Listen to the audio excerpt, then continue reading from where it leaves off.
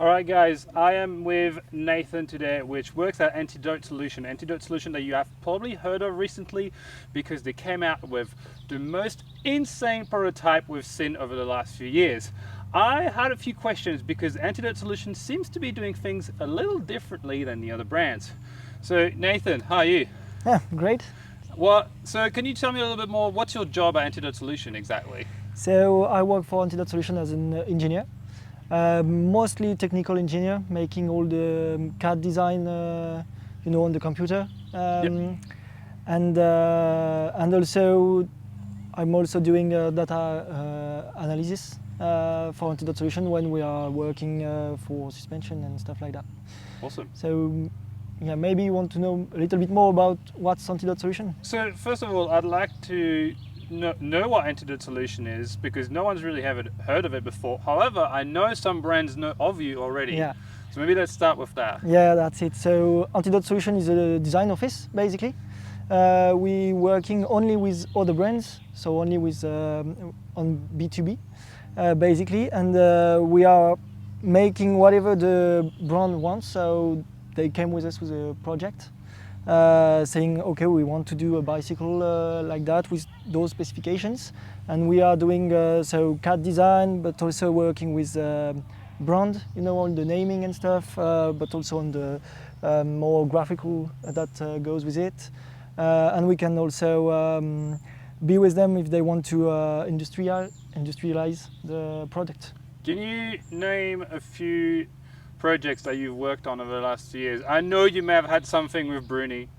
We worked really a little bit with specialized gravity, but it was really a small work. We worked also for Sun with the last Radical, the new enduro bike. Mm-hmm.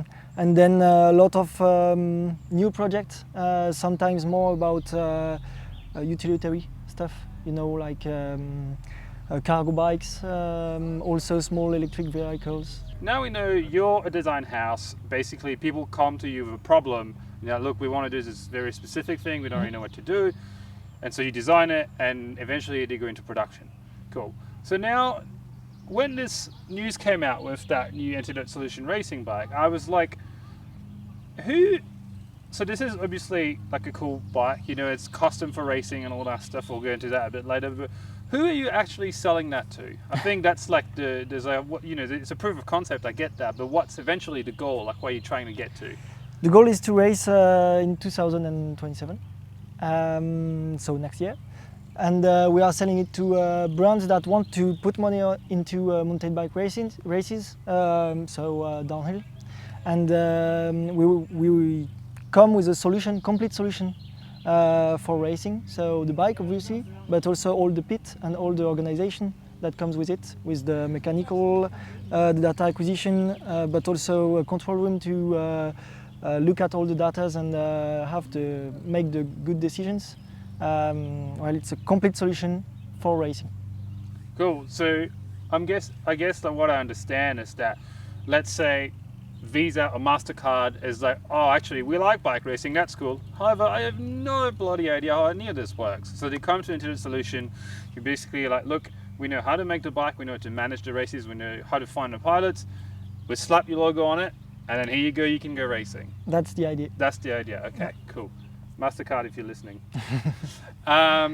Cool, so from that, I guess, we have a solution. So where did you get this inspiration to do that kind of bike? I know there was talk about F1 and how current teams are limited by the bike they use. So what's your approach on that?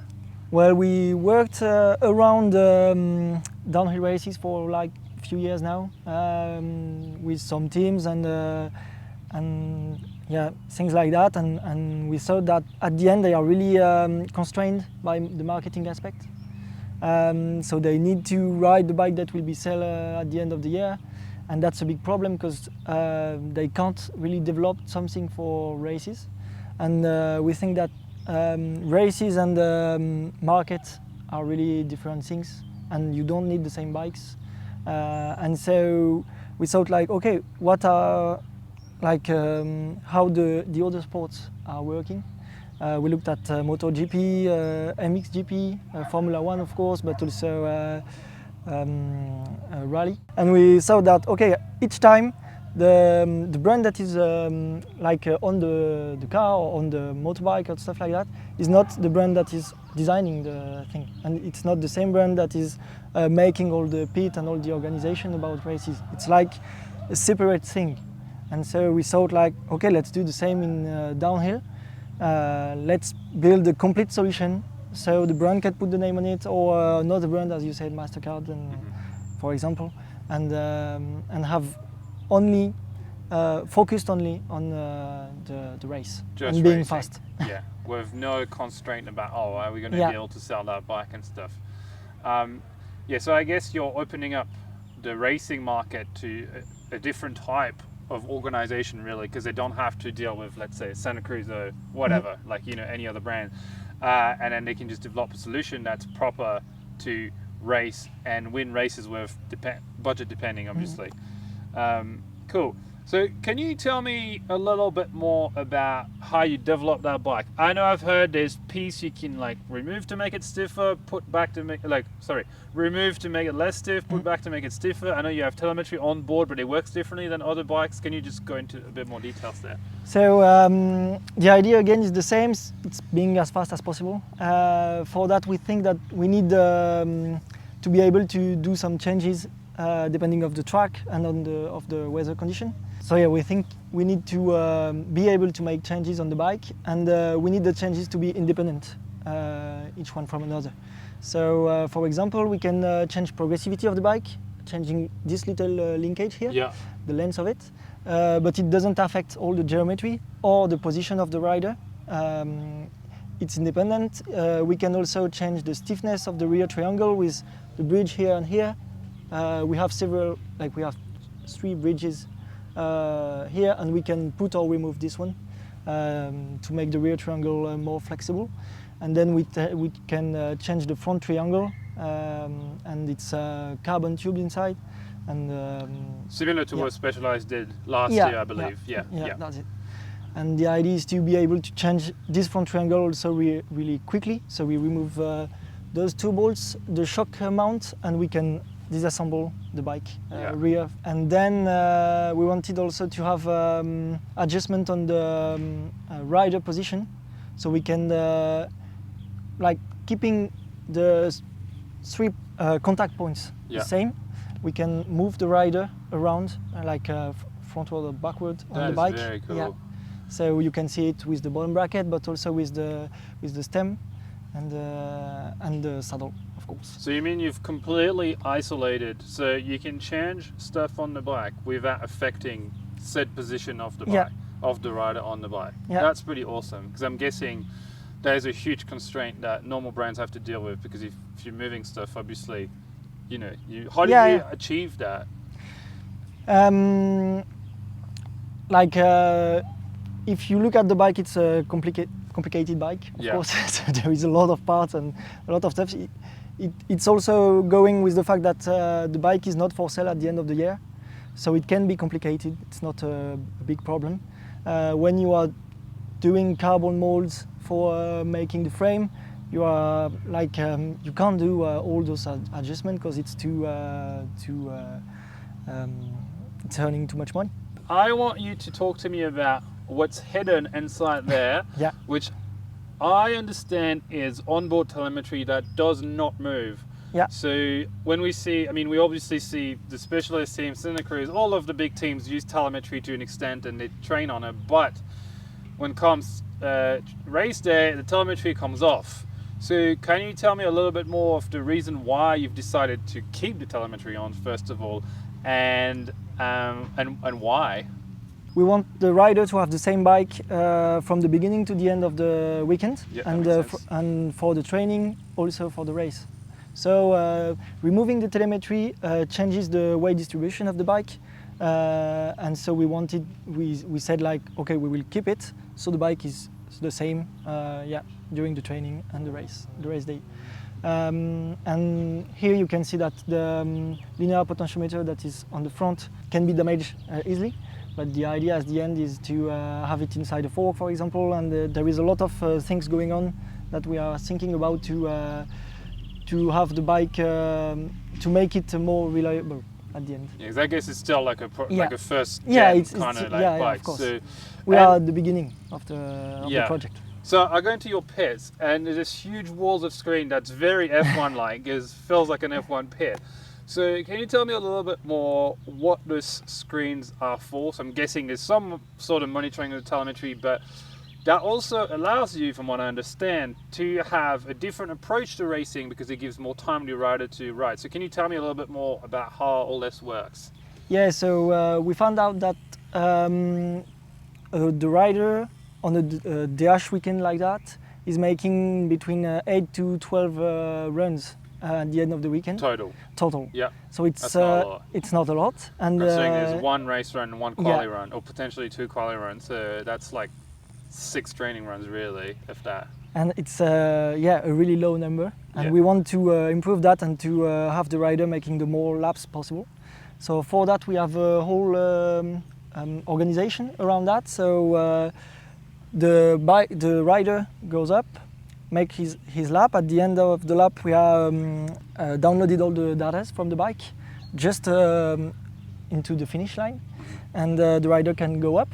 And while he's going up, we are looking at the data on the screens, making the decisions, and telling the decision to the mechanics that is on top. So you keep a mechanic up top. That is able to make the changes we need to be faster.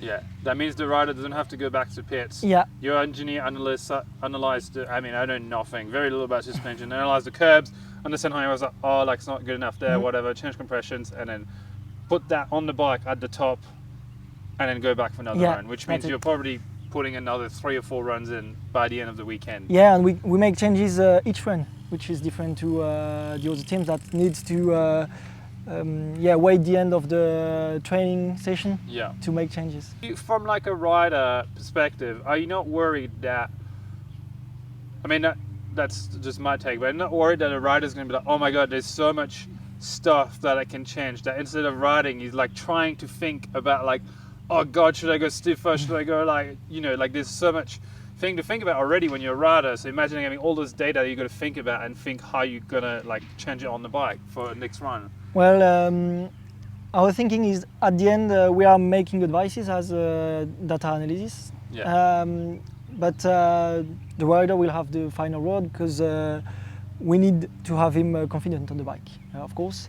But the idea is that the rider give us the choice, and so he doesn't have to think too much about that. He's more like, okay, I'm supported by a team. I can give them my confidence to have the good solution at the end. So basically, you're telling me the rider rides and he will give his feedback, but the engineers are making the changes, and then eventually they'll be like, oh, actually, that didn't feel so good, or whatever. Okay. That's it. So like you're working as a team more than the rider is kind of like the guy that makes calls the shots. And we think that the rider needs only to focus on the riding things. So yeah, we want to remove all that decision from him. From the rider. Yeah. Okay, that's very interesting. How long were you developing that thing for? We started really to go into development during September. Yeah. So now around 7 months. Oh, is that it? Yeah. Oh, that's not very long. But we had ideas before.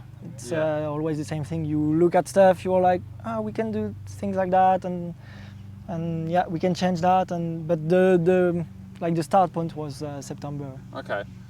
And I was talking to one of you guys actually, and he was saying you can machine parts basically on demand. So I heard that you've machined a new bit for this bike like yesterday or something. Yeah. So you could chuck it on the bike because there was something that you wanted to change. Like, can you tell us a bit more about what capacity you have there? Yeah, so there is a sister company to Antidote Solutions that is named Milk, and this is a manufacturer for frames, and they are also doing assembling for the whole bike. And so they have machining tools inside the house, so we can. They are able to weld, machine. We glued the frame there. Well, yesterday it's not on this bike, but on the other bike we machined the idler plate because it wasn't compatible with the with the new X6 transmission. So Yeah. yeah. Following the reveal of that project, did you have any interest already? Like, have people started talking to you about potentially looking at their bikes and stuff like that? Yeah, we had a couple of calls, of course, a lot of encouragement, which is great, and we will see what's happened this weekend. How much riding time has this bike actually got? So I know, like, probably not a lot. I'm Not guessing a lot. since you've started developing in Yeah. September, and a lot of riders / brands are like, you know, they've already started testing at the Yeah. end of the season. Like Andy Corbra's riding his new bike basically before the season ended. Yeah, we had, like, to be transparent, we had the bike like beginning of April, so finding the right schedule with the rider, we had like 4 days of riding, Yeah. which is not a lot. For That- definitely not a lot. That's why I say we are like at the beginning of the project and of the development. And so you're only supposed to be doing one race, which is Loudenvielle, which is quite local to you from Yeah. what I understand. Your office is less than an hour away. Why did you choose to only do Loudenvielle? And I understand that you don't want to move the whole structure around the US and stuff, but why just one race and not like a couple? Well, the idea is the same, is to race next year. So for now this weekend is to show what we can do, like for us and to the others. Yeah. But yeah, again, to be clear, it would just be too expensive for us because it's our own money here. We are a small company. We can't offer to do all the races of the calendar. And how many people work at Antidote Solutions? 7 at Antidote Solutions, Yeah. and like with milk, we are 25. Right. So you're telling me most of the stuff from Antidote Solution is actually here at Loudenvielle? Yeah. Okay, that's cool. That's very interesting. Like, so the people that have designed the bike, tested the bike, care of the idea are actually here in Loudenvielle Yeah. to support. That's pretty cool. So you're going to be doing the data analysis and stuff Yeah, like and that. So I designed the bike. you designed the yeah. bike, yeah.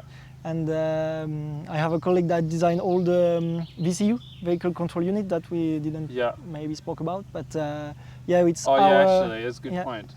Yeah, so I know there is some gearbox magic in there. Gearbox has been talked about a lot over the last couple of years, but this is not just a gearbox you can buy. This is a gearbox that you've custom designed. I understand it's electronic. Yeah.